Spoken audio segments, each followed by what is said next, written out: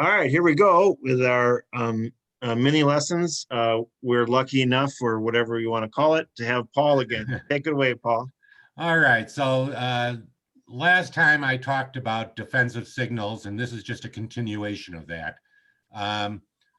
We talked about the three kinds of signals: attitude, count, and suit preference, when you can use them, and what kind of rules apply. But now we're going to go through some, what I like to call the official laws of signaling, which I kind of just made up as I put this together. So you can call it official. I kind of call it official because it's official for me. All right. First rule, keep it simple. The example we give here is where this guy is telling a convoluted reasoning for why he played the 5 of diamonds instead of the 4 of diamonds.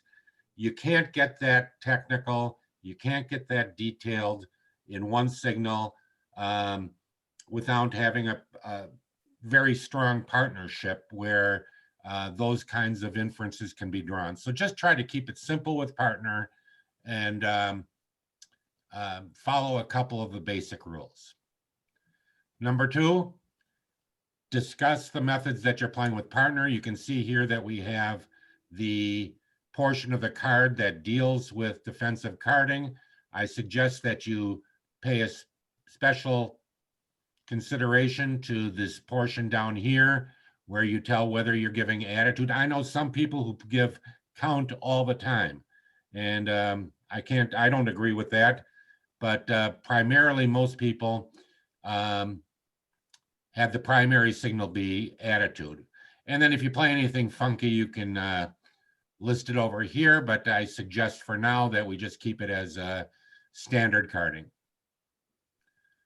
All right, number 3, a signal can only have one meaning.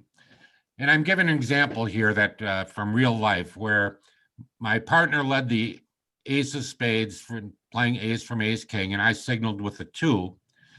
And she told me afterward, she said, well, I knew that you didn't like spades, so but you played the 2, so I assume you wanted a club. Well, I can't tell both of those stories at the same time. You can only give one message. Now, there are some fancy systems where you can give dual messages, but for our purposes, you can only give one message. Did everybody get that?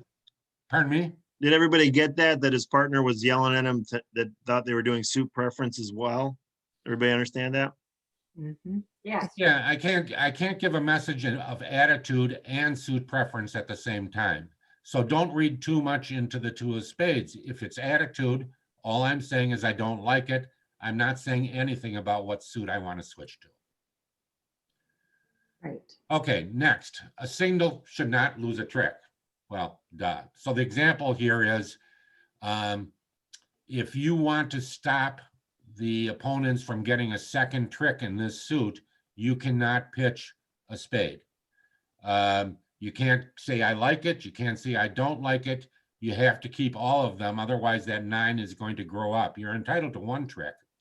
Now, if this is the trick that's going to beat the contract, or you don't think that the opponents are going to be getting the rest of the tricks and you only need one, by all means, signal so that partner can lead a spade. But for the most part, you are not going to want to pitch anything in that suit, high or low. Also, signaling is a good idea, but only when it matters. So typically you don't signal in trump because that gives information to declare. If partner is not going to be able to use the information, either because you know that they've got nothing or they're never going to get on lead to lead your suit, there's no point in signaling then either. And finally, signaling in declares side suit that they may be running also gives the declare more information than it gives partner often, but sometimes, like in a hold-up play, which we had discussed previously, you may want to be giving a count signal, but for the most part, you don't signal under those circumstances where it's going to help declare more than it helps you. All right, next, high means high. If you are going to give count or you're going to encourage by giving attitude, play the highest card that you can afford without losing a trick. In this case, partner leads the 5 of spades, dummy comes down with that nice holding. There's no chance, I mean, you want partner to continue to suit when they get in next time, so you're going to encourage. You don't have to worry about the 9 growing up to being a trick ever in this situation, so feel free to play the 9 and give partner a signal, shout it out as loud as you can. I had a situation over the weekend where I was playing on BBO, and we had this hand where West in third chair opened a weak no trump, 12 to 14 points. I didn't have anything to say. Dummy didn't have anything to say. My partner made a very nice bid. Oh, by the way, I was playing with Justin Bieber. A lot of you probably didn't know that he plays bridge. I taught him the game when we were in a boy band together a while ago. But at any rate, he made a nice call of doubling. I left it in because I had a good hand. I knew it was our hand, and led the king of hearts. And Justin had a choice here. He wants to encourage and played the 3, which was put me in a tough position because I couldn't tell if that was a high card or a low card. I know that the 2 is missing. If Justin had thought about it a little more, he would have realized that the 9 was never going to be a trick, or if the 9 is as good as a little card because it's going to be the 13th heart here that is going to take a trick, and then whether it's the 9 or the 2 really didn't matter. So he should have played the 9 in this situation to shout out to me that he wants me to continue. The 3 was a bit more ambiguous. We still beat it like 500, so that we got a great result. But this put me in a little bit of a box, and it would have been better if he shouted at me with the 9. High as you can afford to. Yep.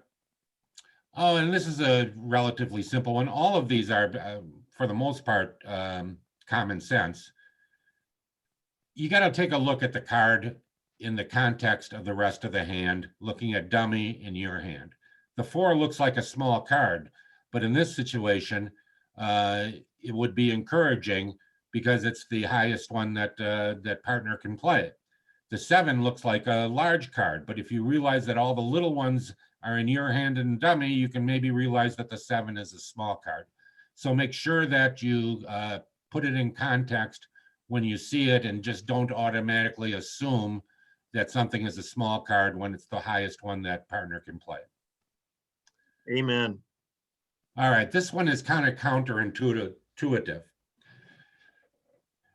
When you have a sequence, a strong sequence in a suit, and you want to show partner that you have that, you do so by playing the top honor. Now, if you only do it in 2 situations, when you're discarding. So on this hand, if they're playing hearts and I'm out of hearts and I played the queen of spades, that would be telling partner that I have a sequence that starts with the queen as the top card.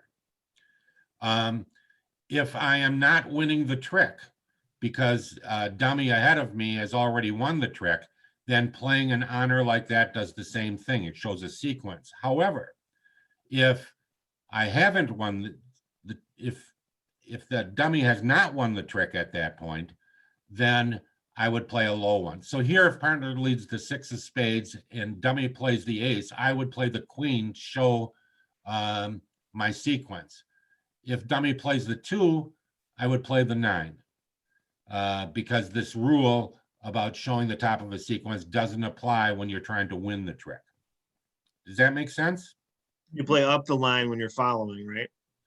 Well, No? yes, when you're Okay. following, but if you're not going to win the trick, you play the highest Right. card in the sequence. Let's say in a different situation, partner started with the ace of spades. I would play the queen. That would deny the king, and it would show the jack, the 10, and so forth. You should probably have at least 3 cards in the sequence to do that. And finally, Carolyn, you mentioned this. It's exceptions always apply. So make sure that you keep all of these rules in the context of the hand that you're playing, and do it. They're good rules to follow, but there's times when you can't follow them too. So don't just rotely follow these rules. Okay. And by popular demand, I'm told I shouldn't talk anymore. So that's it. Well, those are great. Does anybody have any questions on any of those? Thank you very much. Yeah, Thank you. so Oh, defensive good. signals to live by and principles, really, those are great. So, Yeah. All right. Well, thank you. And I expect that you will be playing in Mark's game now and apply all of these things. I will do my best. Okay. all right, good luck with that. Thank you, Thanks Paul. again, Paul. Thank you. Thanks, Bye. everybody. We'll see you on the other side.